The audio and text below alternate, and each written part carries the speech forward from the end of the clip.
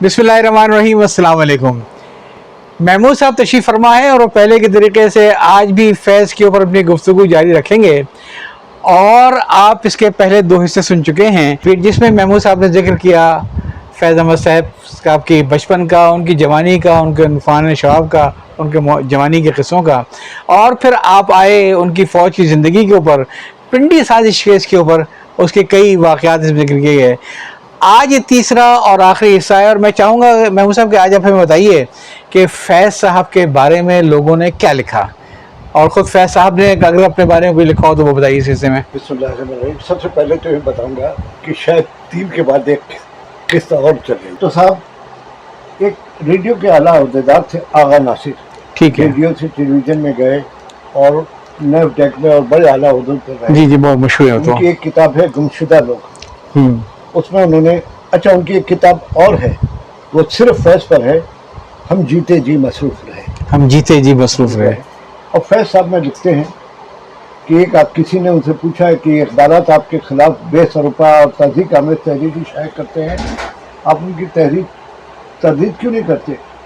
उन्होंने कहा भाई उनका अखबार ये सब शाये करने की वजह से ज़्यादा बिकता है तो उन्हें करने दो, हमारा क्या बिगड़ता है। डॉक्टर आफ्ताब अहमद लिखते हैं कि उनको किताबों से ज़्यादा इंसान से मोहब्बत थी, किसी पर गुस्सा करते नहीं देखा, नफ़रत काम की चीज़ से वो नाशना थे।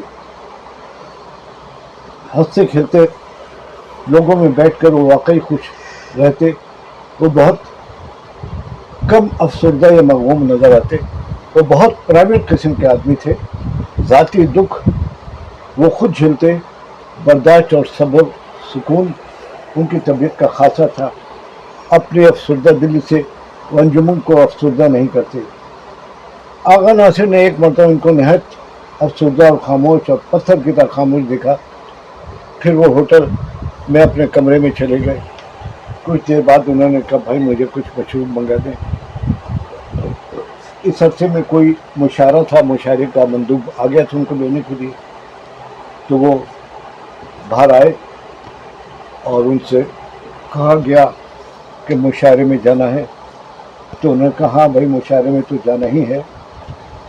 वो गम, वो अफसरदा दिली लेडी शौकत हारून के इंतकाल की खबर थी जिसे वो बहुत अजीज रखते थे। फैज़ साहब की रहलत के बाद हिंदुस्तान से खलीक अंजुम साहब हैं, उनकी तरतीब करदा किताब फैज़ अहमद फैज़, उसमें मारूफ अदीबों के मज़ामीन सवानी खाके लिखे गए थे।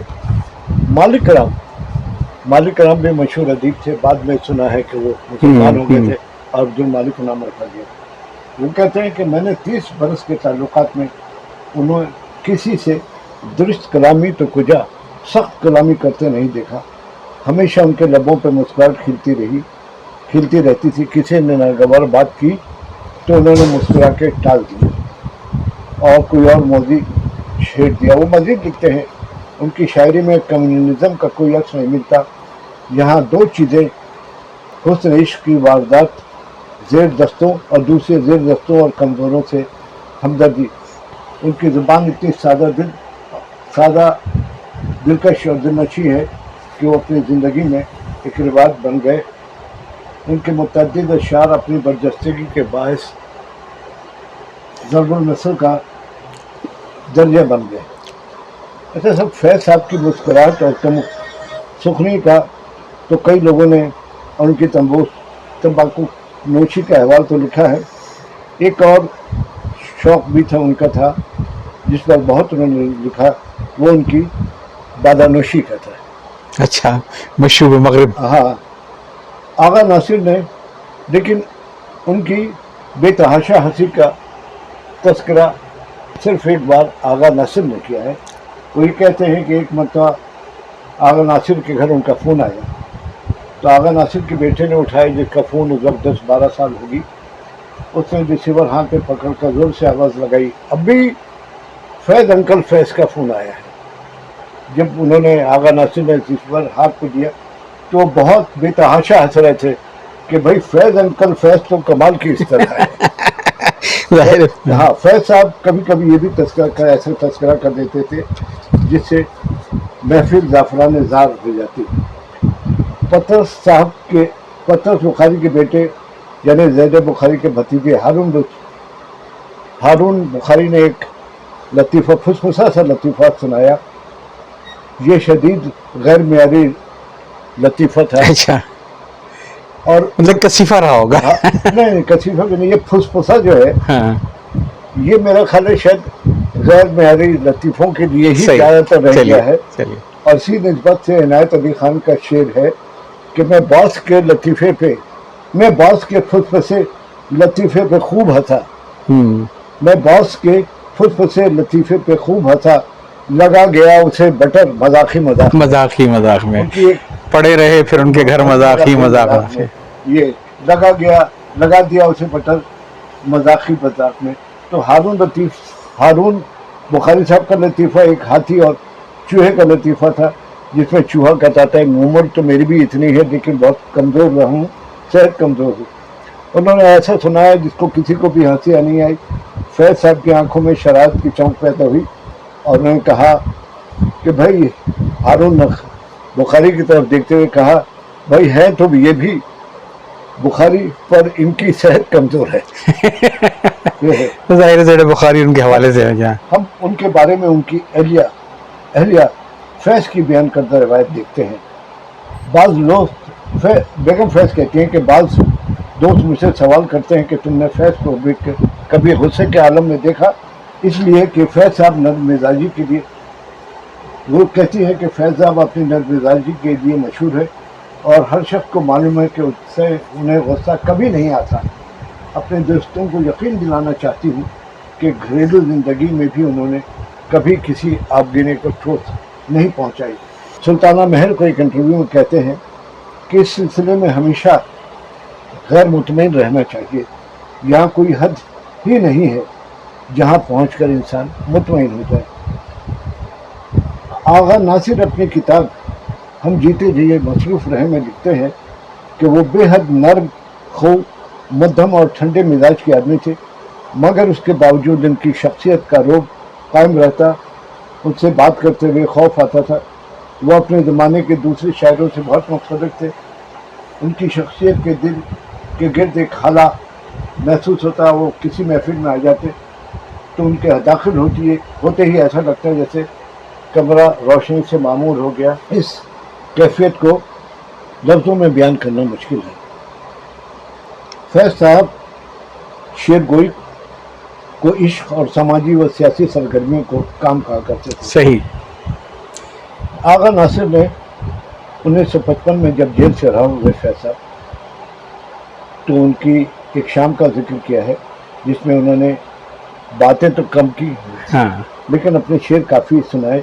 वो अपने जेल के शब रोज़ का मुस्कुरा कर इस तरह सुनाते रहे जैसे किसी दिलचस्प सफ़र का किस्सा। अब ये मेरा एक तबसरा है कि इस दौर में, आज के दौर में, जहाँ हर तबका खुदनुमाई और हर तबके में अपनी खुदनुमाई और अपनी तारीफ़ करने का चलन तेज़ी से बढ़ रहा है, अपने आप को अजीम और दूसरों को बुना यानी पस्ता कद कहने का रिवाज तकरीबन तमाम अदीबों और शायरों ने अपना लिया है। बिल्कुल सही बात है। यानी जो कोई दो मिसरे लिख लेता है वो अपने आप को जोश और गालिब मीर समझता है, लेकिन उनकी खूबी यह है कि वो इनके सारी आजी थी। सुल्ताना महर ने कहा, क्या इस अहद में शायरी के दो सुतूनों में आप और जोश नहीं है? फैज़ साहब ने कहा, दो से ज़्यादा भी हो सकते हैं, इसका वक्त तो आने वाला वक्त तयन करेगा। ताहिर मसूद के, वही डॉक्टर ताहिर मसूद के एक इंटरव्यू के जवाब में कहते हैं, वो कहते हैं कि हमें जो कहना चाहिए था वो हम नहीं कह सके। असल में होता यह है कि मजदूर को मुआवजा कम मिले तो उससे रंजिश होती है और ज़्यादा मिल जाए तो निदामत होती है। हमें हमारी ख्वाहिश से ज़्यादा मिला है, इसलिए शिकायत तो नहीं है, लेकिन थोड़ी सी हैरत है कि हमने ऐसा क्या तीर मारा है। वाह। उन्होंने कहा कि लोग हमें चाहते हैं, लेकिन सच ये कि हमारी जो तमन्ना थी वो पूरी ना हो सकी। तमन्नाओं की तकमील के बगैर इतना सिरा मिल चुका है कि शिकायत करना नाशुक्रगुजारी है। پھر وہ لکھتے ہیں کہ ہماری تمنا تھی کہ ہم شاعری میں درجہ کمال کو پہنچتے، مثلا ناظم حکمت، پابلو نرودا، الور کا وغیرہ کا ہمارے عہد کے شاعر ہیں. یہ بھی ظاہر ہے ہم ان سے بڑے نہیں، اور بڑوں کے اٹھ جانے نے ہمیں بڑا بنا بڑا دیا. صحیح ہے. فیض صاحب کے بارے میں جوش صاحب کی رائے دیکھتے ہیں. اپنی سوانح حیات یادوں کی بارات کے اضافی شدہ حصے میں لکھتے ہیں، کیا کہنا میاں فیض کا، ڈنکے پٹے ہوئے ہیں پورے پاکستان میں، اور کیوں نہ پٹیں کہ اس کے باہما وجوہ مستحق ہے. فیض صاحب اچھے شاعر ہی نہیں، اچھے آدمی بھی ہیں، اور میرے اس قول کے مطابق ہیں کہ حقیقی شاعر کبھی برا آدمی نہیں ہو سکتا. لیکن یہ میرا خیال ہے کہ یہ ان کا مقولہ، یہ ان کا اخذ کردہ کلیہ، یہ ان کے بارے میں سچ نہیں ہے. صحیح صحیح. تو آغا ناصر نے ان پر لکھے ہوئے خاصے میں لکھا کہ فیض صاحب سے کسی نے کہا کہ اردو زبان کے دو بڑے شاعر، آپ اس صدی کے اردو کے سب سے بڑے شاعر ہیں. تو انہوں نے یہ کہہ کر اس بات کو رد کر دیا کہ ہر صدی میں ایک ہی بڑا شاعر ہوتا ہے، اور اردو شاعری کے حوالے سے 19ویں صدی کا سب سے بڑا شاعر غالب اور 20ویں صدی کا اقبال ہے. واہ. یہی وجہ تھی کہ انہوں نے تمام اساتذہ میں سب سے زیادہ مطالعہ ان دو شاعروں کا کیا ہے. وہ کہا کرتے تھے کہ دیوان غالب ہمیشہ میرے سرہانے رکھا رہتا ہے. ضوء انصاری لکھتے ہیں کہ بولنے میں بخیل، سننے میں سخی، فن و شخصیت والے صابر دت نے جب گھیرا ہندوستان میں کہ ایک شاندار شمارہ فیض نمبر کے نام سے نکالے جائے، یہ ہندوستان کی بات ہے. تو انہوں نے کہا کہ نہیں بھائی، یہاں ایسے لوگ ہیں، ان کے نمبر نکالو. مجروح ہیں، علی سردار جعفری ہیں، اور بھی ہیں، ان کے پہلے شمارے نکالو. فیض صاحب کا ایک وصف ان کی بے نیازی تھا، خود نمائی سے دور رہتے تھے. کشور ناہیدی لکھتے ہیں کہ ایک اخبار میں متروک ایڈیشن میں نمک مرچ لگا کر کشور راہید کا اور فیض کا نام لکھا. تیش میں آ کر انہوں نے فیض صاحب کو فون کیا کہ آپ تردید کریں. فیض صاحب نے جواب دیا، بھائی تمہارا نام بھی تو ہے، تم کر دو.